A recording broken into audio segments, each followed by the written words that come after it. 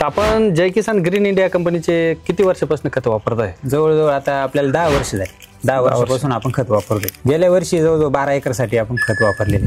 तर त्याचा काय फायदा वाटला तुम्हाला? त्याचा फायदा असं म्हणजे जवळजवळ ॲव्हरेज मध्ये पण बदल झाला. 4+ म्हणजे 150 क्विंटल ॲव्हरेज निघालेले आपल्याला एकरी. आणि आता टिकवून क्षमता जवळजवळ आता 6 महिने झाली. तुम्ही बघू शकता आता एकदम चांगल्यापैकी माल टिकला आहे. आतापर्यंत एवढा माल टिकला आहे. हो. पण इतर शेतकऱ्यांचा जो आतापर्यंत जो माल राहायचा तो या वर्षी राहिलेला नाही.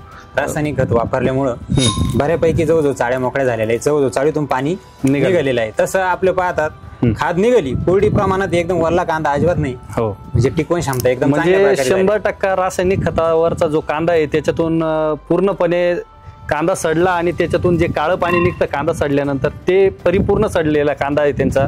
आणि कांदे मार्केटला त्यांच्याकडे आज न्यायला कांदे नाही. आज तुमच्याकडे कांदे किती शिल्लक? आता जवळजवळ 12 ट्रॅक्टर कांदे शिल्लक आहे. म्हणजे 2 कप्पे तुमचे भरलेले आहेत. आणि हा मार्केटसाठी आता आज रेडी. रासायनिक खताचे जवळजवळ किमती या 1800 रुपयाला गुणी झाली. हो, त्याच्या तुलनेत ह्या जवळजवळ 2-3 गोण्या द्या आपल्याला.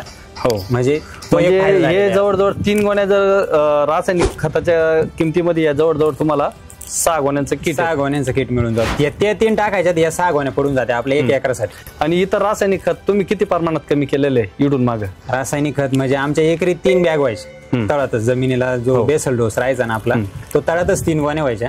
आता तो 1च गोणी टाकतो आपण तुमच्या या किट मध्ये. बघू शकताय इतर रासायनिक खत जवळजवळ किती प्रमाणामध्ये वापर होता? जवळजवळ 8 ते 10 गोण्या वापर होत जायचा. आणि रासायनिक खताच्या 10 गोण्या टाकल्यानंतर इकडची जमीन कशी आहे तर ती जमीन बघितली तर एकदम चाटड खडगत वजा झालेली आहे आणि जमिनीतलं पाणी मोचट झालेलं आहे. या भागामध्ये खूप शेतकरी बांधवांचं नुकसान झालेलं आहे की त्यांना 1 किंवा 2च ट्रॅक्टर कांद्याचा ॲव्हरेज मिळालेला आहे. आणि शेतकरी बंधूंना जवळजवळ 180 क्विंटलचा ॲव्हरेज एकरामध्ये मिळालेला आहे. ही जी चिकट जमीन आहे आणि पाणी खराब असल्या कारणाने इकडे ॲव्हरेज मिळत नाही. योगेश भाऊ खोंड यांचे कांदे जर बघितले तर आज जवळजवळ 12 ते 14 ट्रॅक्टर कांदे चाळीमध्ये शिल्लक आहे आणि 2 कप्पे भरलेले आहेत. तर त्यांनी गेल्या वर्षी जवळजवळ 12 एकरासाठी वापरलेलं होतं. आणि आता त्यांना रोपासाठी आम्ही गेल्या वर्षी 1.5 एकरासाठी रोपाला खत दिलेलं होतं. आणि चालू वर्षी पुन्हा आपण त्यांना आता 1.5 एकर रोप टाकायचं होतं आणि त्यांना कांदा स्पेशलचं 2 एकरचं किट आणून दिलेलं आहे. आणि आज चाळीवर आलो असता तर आम्हाला पण आनंद झालेला आहे की एवढे दिवस जवळजवळ 7-10-2025 पर्यंत जर कांदे टिकलेले आहेत तर खूप चांगल्या क्वालिटीचे कांदे आहेत आणि ते गेल्या 10 वर्षापासून वापरताय.